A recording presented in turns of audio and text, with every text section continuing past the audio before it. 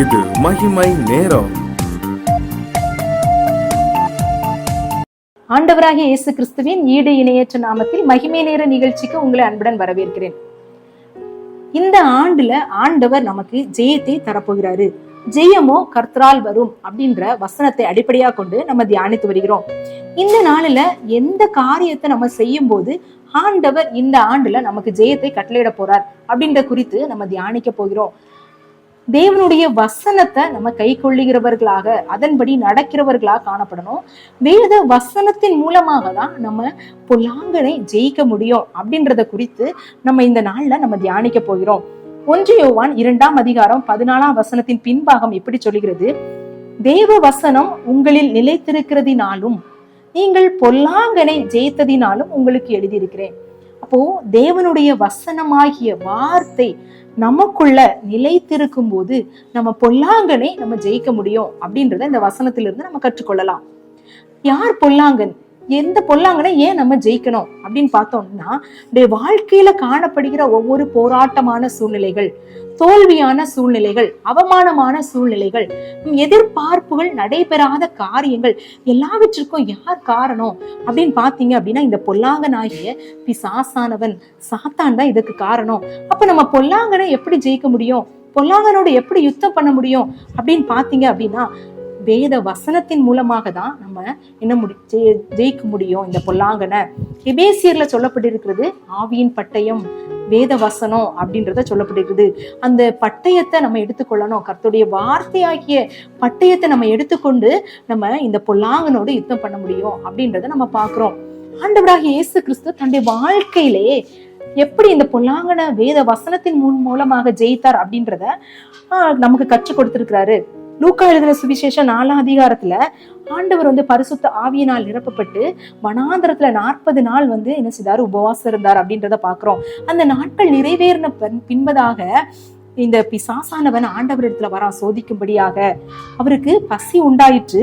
அதனால அவன் என்ன சொல்றான், நீ தேவனுடைய குமாரனா இருந்தா என்ன செய்யுங்க, இந்த கல்லை அப்பமாகும்படி செய்யுங்க அப்படின்னு சொல்றாரு. ஆண்டவருக்கு கல்லை அப்பமாக முடியும், அந்த அற்புதம் அவரால் செய்ய முடியும். ஆனா பிசாசானவன் என்ன செய்யறான், சோதிக்கிறான். அவனுடைய வார்த்தைய ஆண்டவர் என்ன செய்யணும், கீழ்ப்படியணும் அப்படின்ற மாதிரி ஆண்டவர்கிட்ட போய் சொல்றான். ஆண்டவர் சர்வ வல்லமையுள்ள தேவன், பிசாசின் அதிகாரத்தை காட்டிலும் மேலான அதிகாரம் உள்ள தேவன். வார்த்தையாகிய இயேசு என்ன செஞ்சாரு, மாம்சமா வெளிப்பட்டார் அப்படின்றத நம்ம பாக்குறோம். அப்போ ஆண்டவர் என்ன சொல்றாரு பிரதியுத்தரமாக, மனுஷன் அப்பத்தினாலே மாத்திரமல்ல தேவனுடைய வாயிலிருந்து புறப்படும் ஒரு வார்த்தையினாலும் பிழைப்பான் அப்படின்னு சொல்லி அந்த பிசாசுக்கு அந்த எதிரடையாக வார்த்தை சொல்லி ஜெயிக்கிறார் அப்படின்றத பாக்குறோம். நம்முடைய வாழ்க்கையிலும் அநேக நேரத்துல பிசாசானவன் நமக்கு அநேக சோதனைகளை கொண்டு வருவான். அநேக நேரத்துல நம்ம மாம்சீகமா அதை நம்ம என்ன செய்வோம், எதிர்கொள்ளுகிறவர்களாக நம்ம காணப்படுவோம். அப்படிப்பட்ட காரியங்களை நம்ம எதிர்கொண்டோம் அப்படின்னா அது நமக்கு தோல்வியாதான் முடியும். ஆனா ஆண்டவர் என்ன சொல்றாரு, ஆண்டவருடைய வார்த்தையின் மூலமாக நம்ம ஜெயிக்கணும். நம்முடைய பிரச்சனைகள் எல்லாவற்றிற்கும் சொல்யூஷன் இந்த வேதாகமத்துல காணப்படுகிறது. நம்ம ஒவ்வொரு வார்த்தைகளையும் நம்ம சொல்லி நம்ம அறிக்கையிட்டு நம்ம ஜெபித்து ஜெயம் பெடுக்கிறவர்களாக காணப்படணும் அப்படின்றதுதான் ஆண்டவர் கற்றுக் கொடுக்கிறாரு. அதுக்கப்புறமாக நீர் என்னை தாழ பணிந்து கொண்டால் நிச்சயம் எல்லாவற்றையும் உனக்கு தருவேன் அப்படின்னு சொல்லி ஆண்டவர்கிட்ட சொல்றாரு. அப்போ 8ஆம் வசனம் லூக்கா எழுதின சுவிசேஷம் 4:8 ஆண்டவர் சொல்றாரு, எனக்கு பின்னாக போ சாத்தானே, உன் தேவனாகிய கர்த்தரை பணிந்து கொண்டு அவர் ஒருவருக்கே ஆராதனை செய்வாயாக என்று எழுதியிருக்கிறதே அப்படின்றது ஆண்டவர் சொல்றாரு. அப்போ வேத வசனத்துல நியாயப்பிரமாணத்துல என்ன இருக்கு அப்படின்றத சொல்லி ஆண்டவர் பிசாசை பொல்லாங்கனை ஜெயித்ததை நம்ம பாக்குறோம். அடுத்தபடியாக நீங்க இந்த தேவாலயத்து உப்பரிகையில இருந்து குதிங்க, தூதர்கள் உங்களுக்கு என்ன செய்வாங்க, தாங்கும்படி கட்டளையிடுவார் அப்படின்றத அவன் சொல்லும் போது ஆண்டவர் சொல்றாரு, கர்த்தரை பரீட்சை பாராதிருப்பாயாக என்று சொல்லியிருக்கிறதே அப்படின்னு சொல்லி எல்லாவற்றையும் ஜெயிக்கிறதற்கு வேத வசனங்களை ஆண்டவர் என்ன செய்தார், உபயோகித்தாரு. இதை நமக்கு கற்றுக் கொடுத்திருக்கிறாரு. நம்முடைய வாழ்க்கையில காணப்படுகிற எல்லா பிரச்சனைகளுக்கும் எல்லா போராட்டங்களுக்கும் நம்முடைய வார்த்தை உபயோகப்படுத்தி நம்ம அதுல ஜெயிக்கணும் அப்படின்னு நம்ம முயற்சி பண்ணிக்கிறோமா, இல்ல கர்த்தருடைய வசனத்தின் மூலமாக நம்ம ஜெயிக்கணும் அப்படின்றத நம்ம முயற்சி பண்ணிக்கிறோமா அப்படின்றத நம்ம சிந்திக்க அழைக்கப்பட்டிருக்கிறோம்.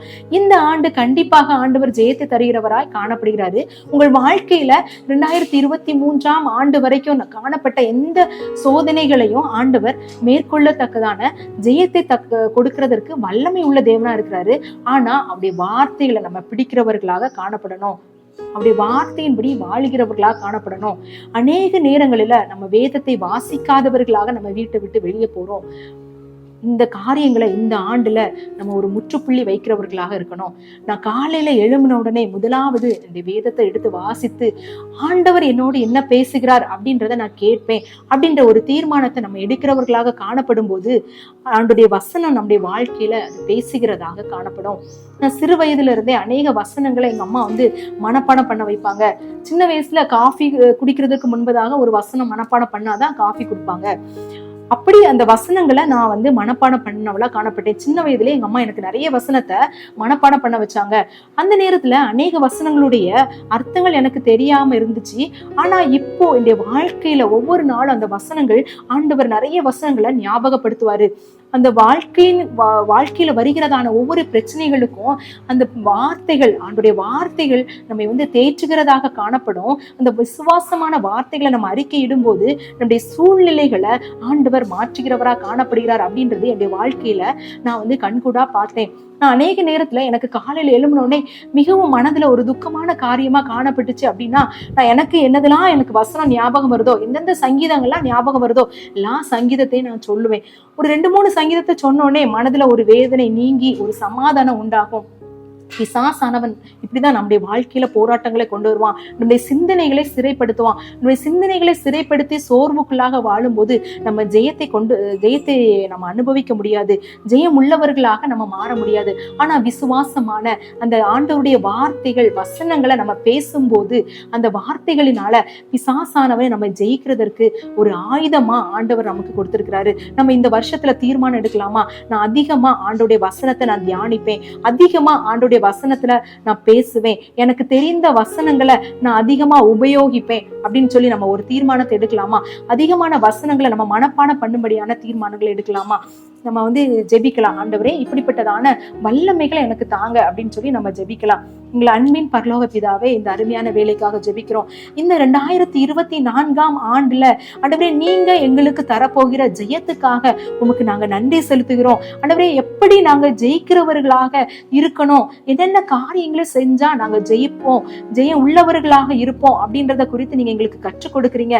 இந்த நாளில ஆண்டவரே, வேத வசனங்களை நாங்க கை கொள்ளும்படியாக, அந்த வசனங்களை நாங்க ஆராய்ந்து பார்க்கும்படியாக, நித்திய ஜீவன் உள்ள வசனங்களை எங்களுடைய வாழ்க்கையில நாங்க அபியாசப்படுத்தும்படியாக, அந்த வசனமாகிய பட்டயத்தை எடுத்து சாத்தானோடு போரிடும்படியாக அந்த வல்லமையுள்ள கிரியை எங்களுக்கு தாங்க தகப்பனே. கிருபையினால் எங்களை நிரப்புங்க. ஒவ்வொரு நாளும் நாங்க வேதத்தை வாசிக்கிறவர்களாக, தியானிக்கிறவர்களாக, அதன்படி வாழுகிறவர்களாக, அந்த வேத வசனங்களின் மூலமாக நாங்க பிசாசுகளை ஜெயிக்கிறவர்களாக, எங்களுக்கு வருகிற போராட்டமான சூழ்நிலைகள் எல்லாவற்றையும் ஜெயிக்கிறவர்களாக நீர் எங்களை மாற்றும்படியாக நாங்க உங்களுடைய கரத்துல ஒப்பு கொடுக்கிறோம். நீங்க பெருகுங்க, நாங்க சிறுக, எங்களுக்கு கிருபை செய்யுங்க. துதிகன மகிமை உமக்கு செலுத்துகிறேன் இயேசுவின் மூலம் ஜெபிக்கிறேன் நல்ல பிதாவே, ஆமென். தேவன் தாமே இந்த வார்த்தைகளை ஆசீர்வதிப்பாராக. ஆமென்.